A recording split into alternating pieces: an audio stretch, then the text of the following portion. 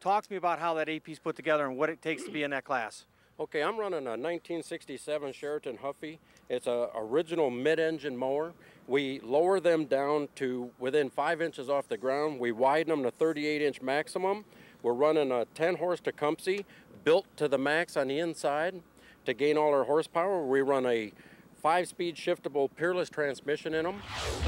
There you got it, the AP, the green flag, the Le Mans start, and let's see who's going to be off first. Let's watch our leader, Pat Sullivan, 006, the leader in points coming into the race, but his son Pete, 325, Dan Mongan, 518. Now, I assume on the Le Mans start they're lined up that way. Sullivan was the first mower that could get out and take the lead, although he's lost the lead here early. That's right, Mongan, 518, and that Le Mans start's so important, Ted. They practice it. It sets us apart from other racing groups at Le Mans start, the great equalizer in STA-BIL racing. Well, it's up there in the prepared division, Ted. Prepared has 3 divisions based on horsepower and different modifications, so it's definitely one of our top classes. It's been around since our early days in the early 90s, and it's just a great class. Yeah, these mowers highly modified. They're not really anything like you mowed with, except for the size of them. You'll notice that. They're the little machines. They're slung low. They're 8.5 horsepower and under. A racer's favorite because they can really wing it around the track. We're seeing lap speeds at like 14.633 and 15.089. Joe Pierce just on that last lap running a very quick lap. So the AP class, very popular, affordable, and easy to get into. There's not a hotter battle in the AP class for years than Pete and Pat Sullivan. These two go neck and neck, 1 and 2, back and forth, father and son. Pete, talk to me about how it is battling with your dad. Well, you know, Pat showed me 95% of everything I needed to know. It's past year I've figured out that final 5% that he wouldn't tell me, so I think I got it now. So far, Mongan! So the caution comes out, and while they reset the field and get ready, we'll take a break when we come back to the conclusion of the A prepared class. All right, thank you, Doc. Lap number 14 as the green flag is out, and look who's in the lead. The Rocket Man, our reigning U.S. champion, but his son Pete chasing him down. Boy, a father and son battle going right there between the Sullivans, father and son. It looks like Dad's kind of showing him the way with 006. And we also saw Mike Passione grab the championship earlier. It's the family that mows together, grows together, Ted. There's our chief steward, Tracy Donahue, black flag in hand, but we haven't seen him throw it yet.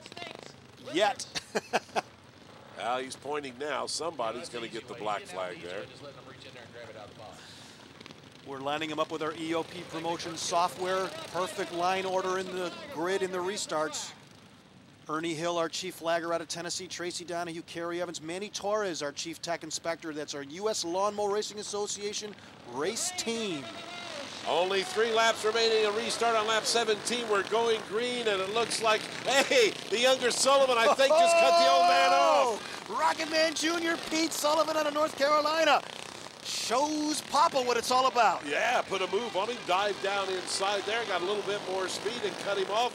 I don't think the old man's going to be able to catch him unless he can dive down inside. Remember, only 3 laps to do it right here, and the kid is doing a great job. The kid's showing what it's all about. That other 5% he mentioned earlier on full display right here. The white flag is out for Pete Rocket Man Jr. Sullivan.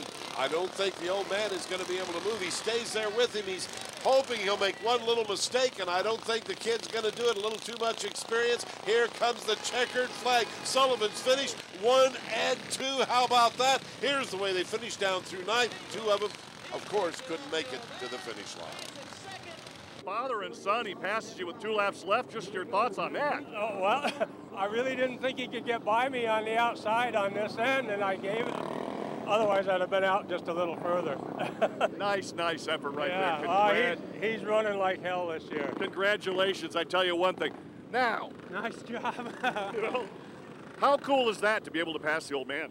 You know what, that's the first time I've ever been able to get around that boy, and I just laid it out there. I didn't know how many laps we had left, and I had to go. So he lightened up on the throttle just a little bit, and I went around him on the outside. You made the move with 2 laps left. Oh, yeah, that's even better. Thank you.